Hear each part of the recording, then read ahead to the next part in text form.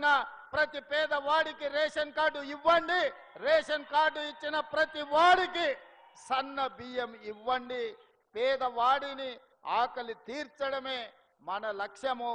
ఇదే నందమూరి తారక రామారావు గారికి ఘనమైన నివాళి అని నేను ఈ సందర్భంగా చెప్తున్నా. అదేవిధంగా మిత్రులారా, ఈ తెలంగాణ రాష్ట్రంలో నందమూరి తారక రామారావు గారికి అభిమానులు ఉన్నారు. నారా చంద్రబాబు నాయుడు గారికి సహచరులు అనుచరులు ఉన్నారు. వాళ్ళందరికీ నా విజ్ఞప్తి ఒక్కటే, ఈ తెలంగాణ రాష్ట్రంలో తెలుగుదేశం ఉండొద్దని కక్ష గట్టి ఆ పార్టీ నాయకత్వాన్ని దెబ్బతీసిన చంద్రశేఖరరావును బీఆర్ఎస్ ను సమూలంగా 100 మీటర్ల గోతి తీసి పాతి పెట్టినప్పుడే బీఆర్ఎస్ వాళ్ళు గద్దెలు దిగాలి, ఊర్లలో బీఆర్ఎస్ దిమ్మలు కూలాలి.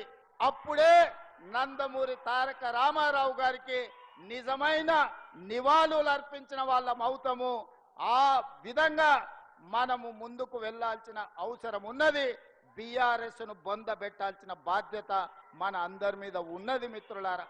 అదేవిధంగా రెండవ వ్యక్తి ఉచిత కరెంటును అందించిన వాడు. ప్రతి పేదవాడికి ఇందిరమ్మ ఇల్లు ఉండాలి అని 2004 సంవత్సరంలో ముఖ్యమంత్రిగా మొట్టమొదటిసారి బాధ్యత చేపట్టిన ఎల్బీ స్టేడియంలో మొదటి సంతకాన్ని రైతులకు ఉచిత కరెంటు ఇవ్వాల్సిందే. తెలంగాణ రైతాంగాన్ని ఆదుకోవాలి.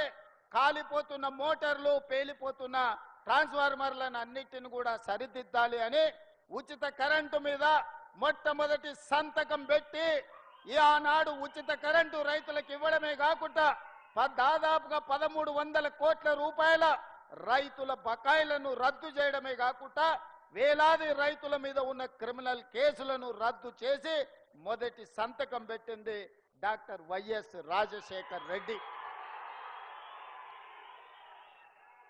వారి స్ఫూర్తిగా ఆనాడు 7 గంటలు ఉచిత కరెంటుతో ప్రారంభమై ఈనాడు పేదలకు రైతులకు 24 గంటల వ్యవసాయానికి ఉచిత విద్యుత్తును ఇవ్వడమే కాకుండా ఈనాడు మిత్రులు బట్టి విక్రమార్క గారి శాఖలో ప్రతి పేదవాడి ఇంటికి 200 యూనిట్లు ఉచితంగా కరెంటు ఇవ్వాలని 52 లక్షల పేదల కుటుంబానికి 200 యూనిట్లు ఉచిత కరెంటు, ఈ రోజు 30 లక్షల పంపు సెట్లకు 24 గంటల ఉచిత కరెంటును ఈ రోజు మనం అమలు చేస్తున్నాం.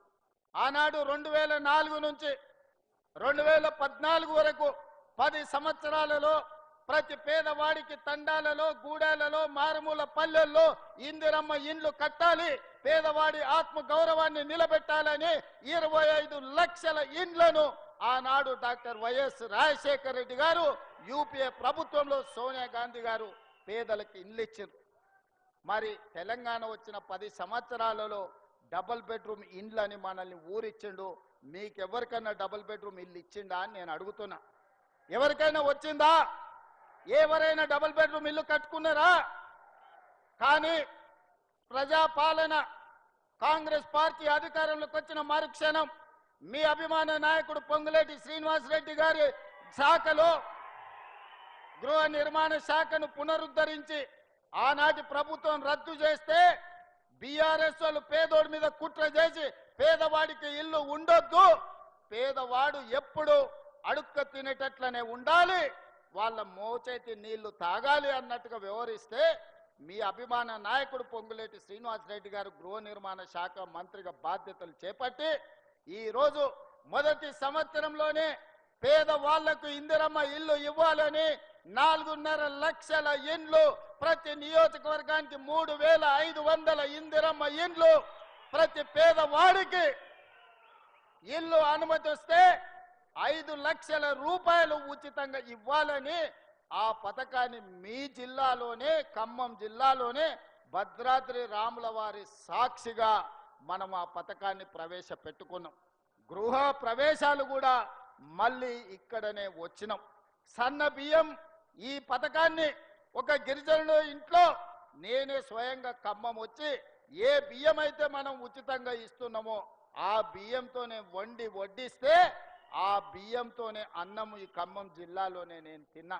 ఈరోజు ఈ ఖమ్మం జిల్లాలో ఇచ్చిన ఇందిరమ్మ ఇండ్ల గృహ ప్రవేశానికి పేదవాళ్ళ కళ్ళల్లో ఆనందం చూడడానికి వచ్చి మొదటి సంవత్సరంలోనే 4.5 లక్షల ఇండ్లు పేదవాళ్లకు అందుబాటులోకి తీసుకొచ్చినాం.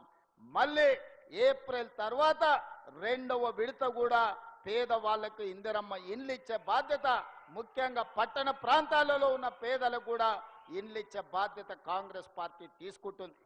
వాస్తవంగా 10 సంవత్సరాలు చంద్రశేఖరరావు గారి చేతికి 20 లక్షల కోట్ల రూపాయలు వచ్చినాయి.